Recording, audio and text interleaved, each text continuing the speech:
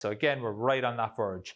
Now, I just want to talk about why we've done everything that we've done, and when we do our change of direction as well, etc. This is where it's all going to come together. So when we're decelerating, when we're accelerating, and when we're pushing off, we're going to be in probably a depressed rib cage. Now, as I go to decelerate, I want to be leaning back ever so slightly. Okay, so I'm going to be going from here to here, and then you can see the way it's naturally going to shift in my foot as well. So you can see now the importance of that rib cage mobility. As I go from an acceleration position to a deceleration position, I need movement through my rib cage, and I need the reaction to happen throughout the whole body. So if you remember phase one, we want a challenge basis support, and we want to have good rib cage mobility. So that's where it's starting to all come together now, is the importance of that. Then when the foot hits the floor, we've got a good co-contraction. We're distributing the force well throughout the limb. We're not absorbing it all through the patella tendon or the Achilles or whatever it is, or the groin.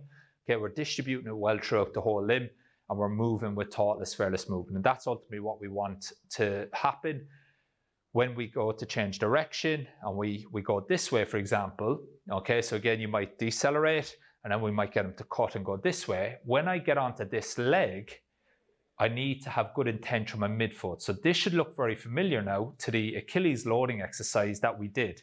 So again, we're getting way through the soleus, and then as I accelerate and my hip comes through, so if I do it from this side, the first bit of intent is in the transverse plane, and then as my hip comes through, then I'm getting more into the sagittal plane. So that Achilles loading, it's setting us up for success. So the nervous system, it's not protecting this, whereas a lot of patients, when they twist and turn, they won't be comfortable really pushing off.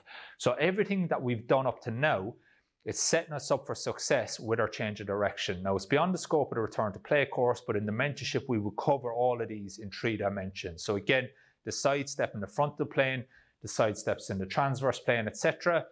You can obviously do all of those because you understand the principles now, or you can just stress them going forward and back with your hand drivers. So you've got plenty of options.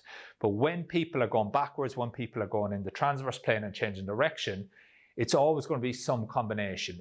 A change of direction or a movement, it's going to be a combination of a sagittal, a frontal, and a transverse.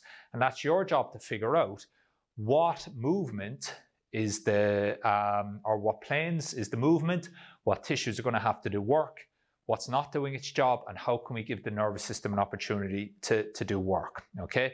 So that would be your deceleration progressions, where we then just literally take them through these progressions. We use the hand drivers, the knowledge of the rib cage, the reactions throughout the body, and we build confidence through the progressions. And what I'm going to do now in the coming videos is I'm going to show you a case study of how we put all of this together, so that we can show you how to do this also in other planes besides the sagittal plane.